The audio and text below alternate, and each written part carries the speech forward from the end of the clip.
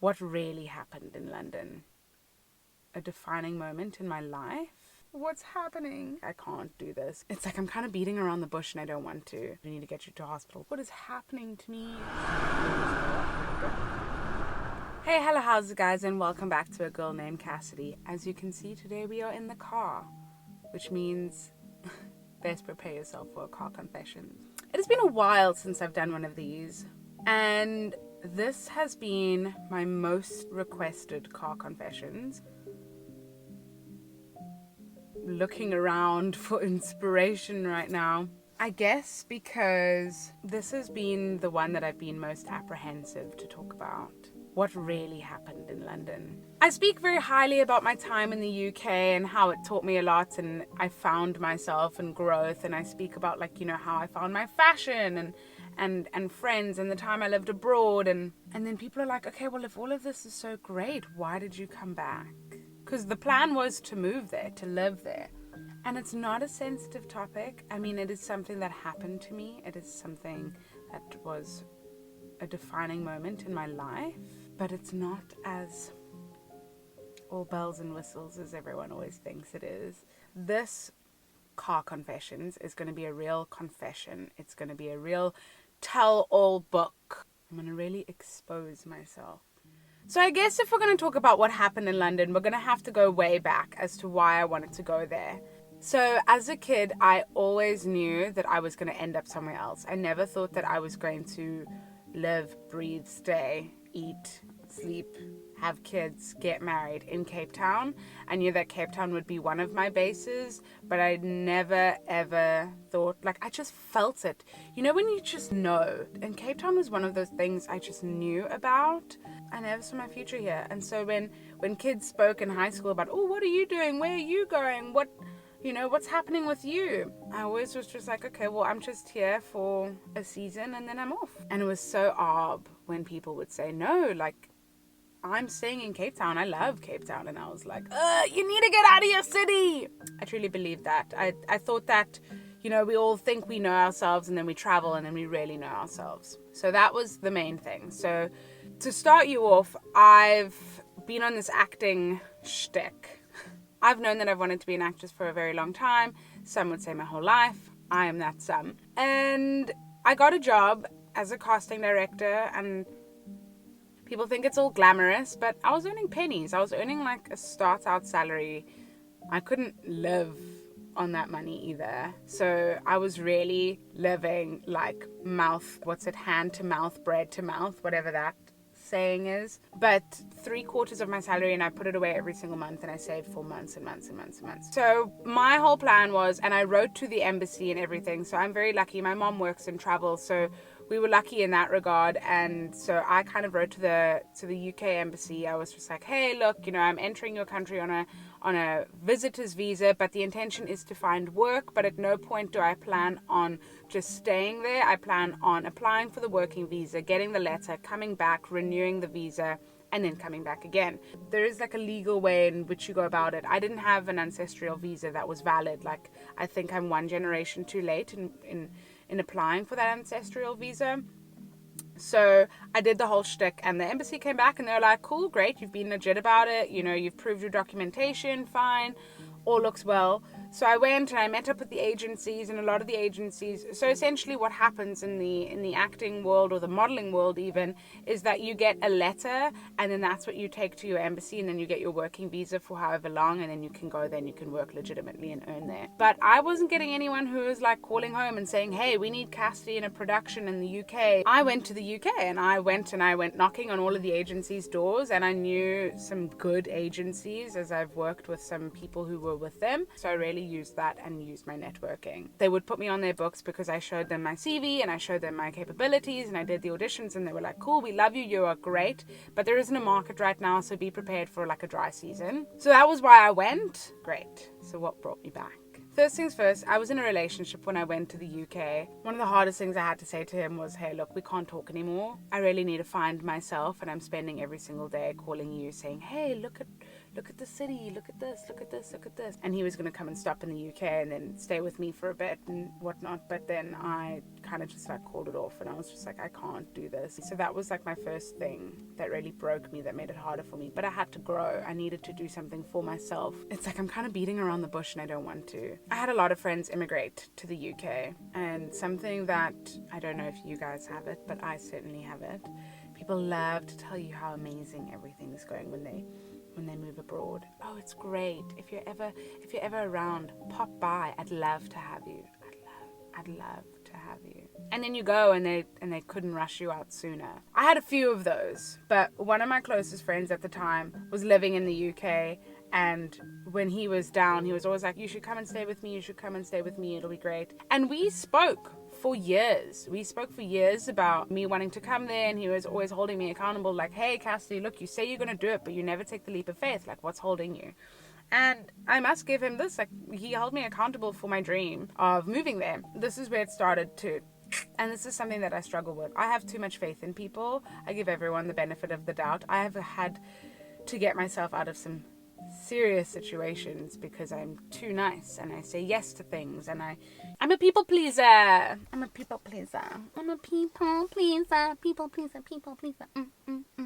So I've really had to learn.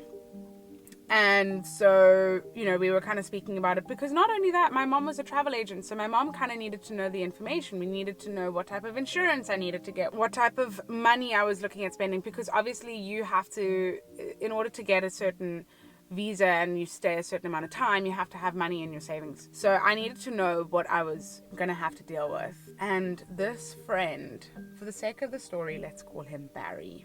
Love that journey for him. Barry.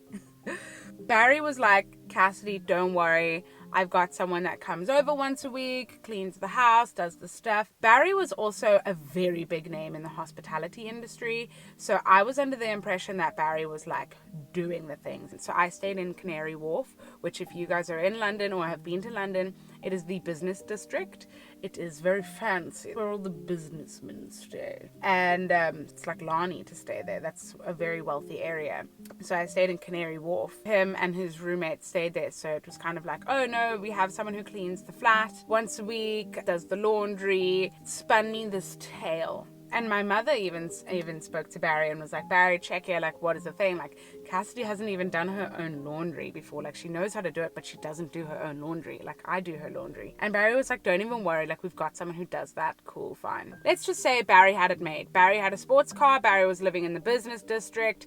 Barry had an amazing job and was doing really well and was flying all over Europe all the time, doing the things. So when I got to the UK, I got there, and the one thing that I will tell you is you cannot get a bank account unless you have proof of residence. Barry opened up a second part of his bank account because I literally had cash, and I had saved up for so long. I hadn't touched that money and was working so hard. I didn't have a life. So I put my money in this card that was linked to Barry's account. It was all very, very luxurious when I got there. And then that little dream ended. I think that was a weekend. We were just living the life, and I met the people, and I was like, oh my goodness, this is amazing. And I got there and I was like, oh, London is so like first world. You know, the trolleys hook on the escalators so you don't even have to hold them.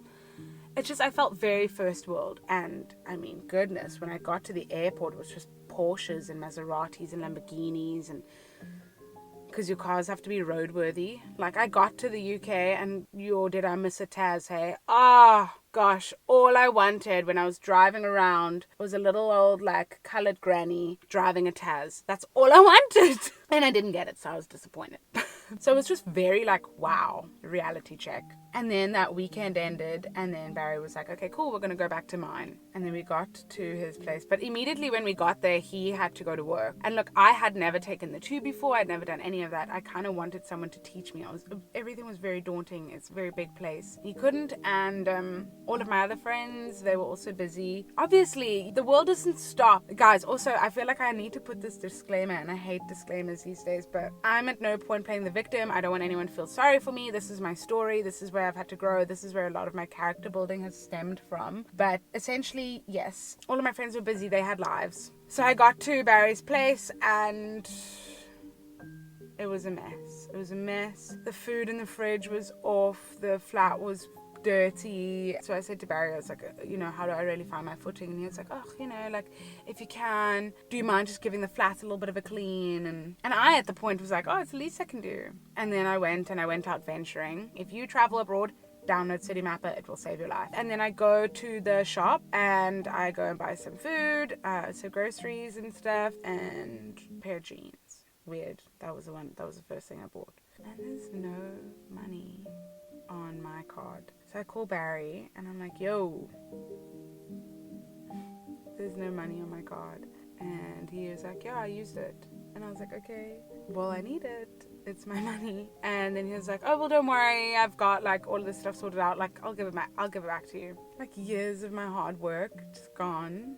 And on top of it, I had another mate who basically had an au pairing job that she had gotten through university, and she had these amazing contacts. So I was actually au pairing for the main woman of the BFI, which is the British Film Institute, and I was like, oh my goodness, score! Yes, the girls! Yeah, the girls! Woohoo! Woohoo, the babes! I was pumped. So I started au pairing for this family. I was very forthcoming. I was like, check, I don't have my working visa. I totally understand if you don't want to. And they were like, no, you know what? Because they were actually from Cape Town and like South Africa. And so they were like, no, look, we'll pay you once a week. And they were we had a really great understanding. So I was kind of, again, living bread to mouth, hand to mouth, whatever that saying is, because Barry kept saying he was going to pay, and there was nothing there. And so this is where, so Barry was one of my closest friends for 10 years. And so whenever something toxic happened, I kind of just blamed it on the fact that he was being funny. And look, let me just tell you, myself and Barry had the best time. But because we had the best time, I would use that as an excuse for when the bad times happened. And the one thing I need to say is that everyone in the UK has a vice. I just think that it stems from needing that release. You know, these people were going to work at 8 o'clock in the morning and they were coming home from work at like midnight. I was coming home from work at midnight. I think that it's an incredible place, but I don't like the people.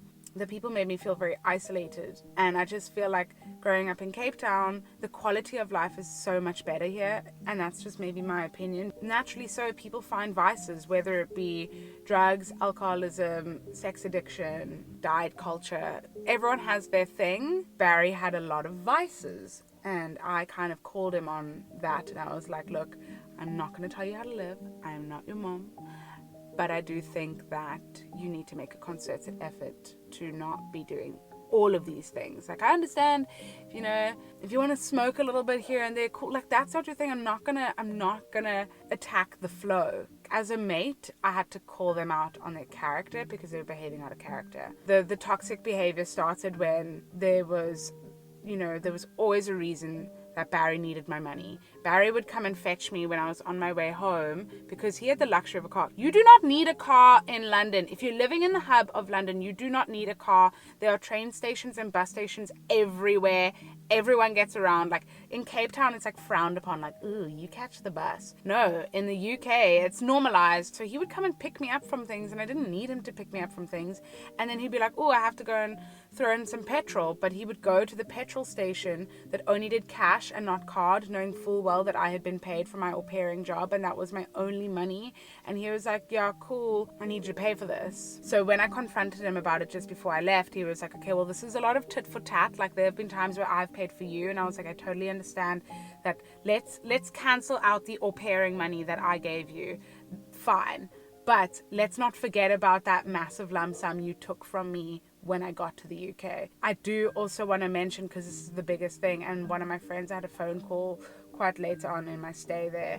I was very lonely. I was just looking for a little bit of like home, and that's what Barry was. But then again, Barry used that emotional and psychological abuse. Whenever I would call him out on stuff, he'd say, well, you're lucky you're even staying in my house, and, you know, would threaten to kick me out all the time. And yeah, when things got bad like that, Barry helped. Let me not slam him the whole time. He helped. When I needed another job, he got me another job. He would help me, like, if I needed money to just catch the train, he would give me that money. So I do, you know, take that into consideration. But I also, in the back of my head, I wouldn't have been in that situation if he hadn't taken that from me in the first place. There was a night where I was so scared, he was just shouting bloody murder at me, and I remember I almost cut off my fingers, and my friend was like, whoa, dude, like, do you not see that she is literally cooking dinner for you and she is shaking? So he put me under this emotional stress. Like, I would wake up in the morning and he was throwing clothing around because he couldn't find stuff, and he was just like, he'd scream all the time. And I remember when I saw this happening years ago when we were friends, I saw it happening and I always thought it was a joke. Which is why today I have no time. I will call people out on their racist comments, on their sexist comments, because for years I kept quiet because I thought it was a joke. Oh, I'm just joking, until they're not, and you decided to not see the red flags. Something I've learned this year in 2020 is let people show you their true colors. And those were one of the things that I just let it go over my head. So I would wake up and he would say, no, go cook me breakfast, throwing stuff at me and accusing me that I was stealing his clothes because he couldn't find his clothes. I would go grocery shopping and I'd wake up in the morning and he hadn't eaten all of it, and it was always someone else's fault. And I called him on his narcissism, and I was like, it's never ever your fault. I'm taking, take responsibility for my actions. But when I needed him to be responsible for his actions, he never was. It was always someone else's fault. It was always linked to his family or his childhood or me, or the fact that he never felt like he fit in. And eventually things escalated, and there are so many little stories that I could tell you, but this was the defining moment. For about a week, I couldn't breathe properly. I couldn't walk and talk at the same time. I was in this really uncomfortable pain. And I remember Barry had gotten myself and my friend Savannah at the time, he had gotten us this job, and we were going out, we were working for this, you know, this billionaire, and we were working in hospitality. Literally, the guy was a billionaire. So we had to travel like 6-7 hours outside of the like London hub. And I remember saying to Barry, I don't feel good. Something is wrong. Something is very, very wrong. But he was just like, oh, you know, like just pop a Red Bull and do some drugs and you'll feel fine. And I was like, said no good doctor ever. My appendix had burst and I didn't know. And so I was working as an event like supervisor person, and my appendix had burst, and then I still went a whole weekend, and I was in so much pain. I was living in the bathroom, and I remember telling my friend Savannah about it, and I was like, oh my goodness. I laugh about it now because we genuinely thought that I had gas. I called myself Gassy Cassie. I was like, oh, I just need a fart. I just need to have like a lot of coffee and I just need to go poop. When we got back to the apartment after the whole weekend of working, my other housemate, let's for the story's sake call him Corey. Corey said, hey Cassie, like you don't look so good, something's going on. And then I told him what was happening. And Corey was a professional MMA fighter, but he had also studied like psychology and stuff. So he was very intuitive. And he had said, you don't look so good. Something seems amiss. And I told him what I was going through. And then he said, okay, well, how long has it been going on for? Which I told him as well. Then he gave me some like bicarb water to just try and, you know, get the levels right. And then I told him, and he was like, dude, that's longer than 72 hours. We need to get you to hospital stat. So the thing about the hospitals in the UK, like it's A&E, so that means it's accidents and emergencies. So I went right to the top. Like I think I was like code red. I don't know what their codes are, but I was code red. Like I needed to go in now. I needed to have something done now. But accidents were always coming in, and it's like someone with like a severed arm, so they were always going to be seen before me. So I had gotten really ill, and then you have to go through all of these tests, and everyone, you know, guys, I was so bloated, I looked pregnant. So every time I went on for the test, another doctor was like, oh, are you pregnant? Do we need to? And I was like, no, I'm not pregnant. I know I'm not pregnant. And so every doctor thought it was that, because I wasn't displaying the symptoms of a burst appendix. I was in so much pain everywhere. And I think there's only, there's normal symptoms. It's like only in one place. And then I went for blood tests, and the blood tests were like, ooh, there was something amiss, but they couldn't really tell what it was. And then basically they were like, okay, well, cool, something's up, and we need to take her into theater, and we need to have surgeons look at her, and blah, blah, blah. And, I didn't really have anyone. Corey became really close to me, and Savannah, and they were there for me the whole time. Barry, one of his friends called, and Barry went on a weekend bender. And so Corey and Savannah became my lifeline, and they were there every second of the day. So I was told that there was something wrong with my womb. I was told that I had a disease in my womb. I never wanted to have children before the surgeon told me this. They said that they had to remove, or like I had a disease or something. I can't remember exactly. But my heart just fell. I just felt like there was no reason to live anymore. Because as a woman, our reason that we are on this planet is to reproduce, and now I couldn't do that. And I felt like something had been taken away from me. And so I'd never broken a bone, and now I was told that I was never going to be able to have children, and something was severely wrong. And so I broke down, and I remember Barry came rushing in at that moment, and he was like, I have had the worst day. I couldn't find parking. This person was rude to me. And Savannah was just like, whoa, dude, read a room. Surgeons literally, they're like, I had to be like rushed in, and then they started, fasting me. I just had the saline solution because you're not allowed to. Again, every time an accident would come in. So I was there for a long time. I think I was there for like 4 days. And it was at this point where I literally was like, I had septicemia, which is poisoning of the blood, and no one could tell me what was wrong with me. And I remember I said I didn't have anyone there with me, and so my mom was now calling, just come in and we'll be able to give you the details as to what's happening with your daughter. And she was like, I'm in Cape Town. I remember it was like 2:00 in the morning, and they just kept changing the drip time and time again, and I was like, what is happening to me? I'm like so scared. And so they just kept changing the drip, and I remember I went to the nurses and I was like, can someone tell me what's happening? I'm like so scared. And they were like, sorry, we can't.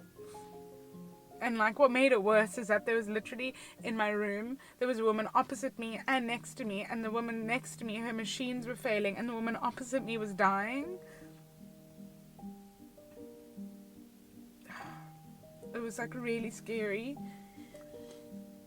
And so eventually I go in for the surgery, and I just remember they were like, Cassidy, tell me what your favorite drink is. And I remember saying, I love, like, on a hot day, I love having a gin and tonic. And they're like, this is going to feel like you're drinking a gin and tonic. And I remember it was quite painful because they pushed it into my bloodstream quite fast. But I was out, and I just woke up, and Savannah and Corey were there, and they were like, hey, how's it going? You're back. It's all fine. And I just remember I woke up, and I had no underwear on. I had 3 cuts in my body.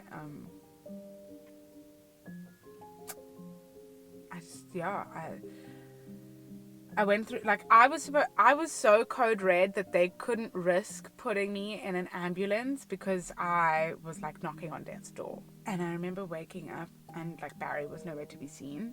And then eventually he came in. He was there for like 5 minutes, and then he left. So I had to stay there, but in like recovery, I had to stay there for like 2 days, I think. Can't recall. I remember the one thing I had like with me was my phone, and someone sent me a message and said, you need to check on Barry. Something is wrong. And I was like, what? Like, I'm in recovery. I'm in the hospital. And I remember calling him and being like, listen, your mates are now starting to call me and say I need to check on you. What is going on? And I remember he was like standing on a balcony ledge, and he was like, oh, Cassidy, I don't know. There was a red pill and a black pill, and I don't really know which one I took. And it was at that moment that he said that if I don't get married to him, he was going to kill himself. And I just called my mom, and I was like, I need to go. And look, if you're listening to this story, you're probably like, well, why didn't you go and stay with another? That's the thing. I was saying earlier, you get in contact and all of your mates are like, if you're in the area, pop by, come through. But their lives have carried on. You can't just go and couch surf. And I wanted to stay somewhere, but Barry kept taking my money. And I laugh about it now, yeah, sure. But I've made peace with it. So I remember calling my mom, and my mom was like, okay, cool, you can either come in a month, you can either come home in a month's time, or you can come home in 3 days. And I was like, that 3 days one sounds so lovely. So I go home. Corey tells Barry, listen, you need to be sober. You will not come into this home with this energy. Cassidy is in recovery. She needs to get better. Oh yeah, I remember I left the hospital and I was standing in a wheelchair, and Barry had told my whole family that he was going to pick me up and that he was taking care of me. When I spoke to my family, they were like, oh, well, why isn't he there? And I was like, nope, he's not there. I'm sitting outside. I'm in the street in a wheelchair with Corey and Savannah, and there is no Barry to be seen. And when we called Barry, he was like, you should be so lucky that I'm letting you go back to my flat to recover. I should as well just kick you out. In this whole time, like, I didn't pay rent. I want to say that. I was very grateful for that. Barry was kind of doing me a solid, and that was what the plan was when we spoke on the phone. And so there were times that he used that as emotional blackmail, like, why are you going out to work? You should just be cleaning the flat. And so I went home and I went to recovery, and eventually he did come home and he didn't know that I was leaving. I just remember he started locking himself in the room, and I was like, who are you having these long conversations with? And he was just like, oh no, one of my best mates' brother. I'm just like, we haven't spoken in a while. And I remember I never told anyone anything that was going on with me because I didn't want anyone to worry. And that's why I guess when people looked back at my story now, they were like, but Cassidy, everything looked so great. Yeah, because I didn't tell you anything, which is why I'm such a big believer that everything you see online is fake, and that's why I'm such a big advocate for authenticity. One day when I called my mom and I was like, it is not working, something is happening, when I was in my recovery stage, she was like, oh yeah, I know, Barry calls me like every day. And I was like, what? And I found out that he was lying. He was calling my mom and keeping tabs on me, and I remember confronting him, and I was like, what are you doing? I was crying and I was laughing and I was screaming, and I just remember he had a phone and he put it on his knee. And he just went. And so I burst out laughing. I know, crazy. I burst out laughing, and he was like, why are you laughing? And I was like, you're recording me. You're recording me. And he was like, yeah, I'm recording you. I want everyone to know how crazy you are. He was like, using it like that I wouldn't get another job, and he was going to send it to my family and my friends and just be like, yeah, I need everyone to know how crazy you are. And so I burst out laughing like even more, and I was just like, that is illegal. That is defamation of character.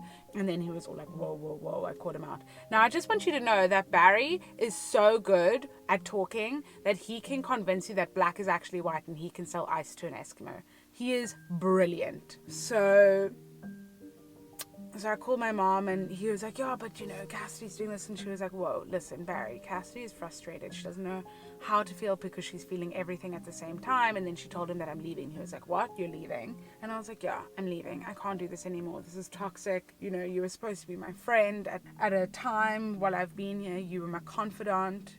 You were home. Can't do this anymore. It got so bad that Barry was like, I was liable for his debts, and he couldn't afford to pay his car, and he couldn't, so he was telling me that I had to do it because he was letting me live rent free in his house. So I packed my life up. I got on a plane and I came home, and I was still so very ill. As I said, I've made peace with it. I have the playlists so I had to walk through the streets of London, and I had to figure out everything on my own. There were friends that helped me, but they couldn't be there, and I didn't expect them to be there. I couldn't expect them to be there. But I look back so fondly on the days when I was on my way to au pair for those kids, and I would listen to music, and I'd journal, and I'd read, and I'd sit in cafes, and I'd watch people. I learned a lot about myself, about people. I learned how lonely people are, and that we crave human connection, but we don't know that we crave human connection. I was made to feel like an outcast as a Sappha is what they call them, because I was so like, hey, how are you? Let's chat. And when I look so fondly back, there are moments where I miss London, and I miss how fast it was. I say to people, I'm going to go back. I'm not going to live there. It's not my dream anymore, but I'm gonna go back. I'm gonna make London my witch with a B. But London just wasn't ready for me. The UK wasn't ready for me. And it's why I feel so safe for certain things now. And I don't think I take things for granted as much. I love long walks where I just get to play my music and think. And I love reading and I love writing. Those are the things that saved me and helped me find solace. But that's what happened in London, and that's why I came home. And that's the tea. And this has been one of the... I talk about it. I believe it's freeing. I think it's good for the soul. But this is my story. And there's more to it. There's always more to it. But again, this was pretty much the main story. And it's my story. It's molded me to the person I am today. So I'm grateful. Yeah, I know this vlog was very different to my very upbeat type of vlogs. But thank you for watching. Thank you for giving me your time. I hope I see you next week, Wednesday. Let me know what you think about this video in the comments. If you'd like me to do more real stuff and chat to you. And yeah, let me know what other stories you want me to tell. Like, you guys have been dying to know why I came back from London. I love you all so much. And I cannot thank you so much. I cannot thank you more for this journey that you have let me go on with you. For being the passengers in this. You know what this journey has been? This journey has been, I'm a learner driver and you're the driving instructor, and it has just been like this, you know, when you like brake really hard, you're like, and you guys are just, the driving instructor is always so dramatic. They're always like, but you guys have been the driving instructor to my learner's journey, and I thank you, and I love you more for it. So I make videos every Wednesday. Well, and thanks for joining me today. Give this video a like, and be sure to subscribe to my channel and click the bell. Otherwise, I'll see you soon, guys. I'll see you next week. Cheers.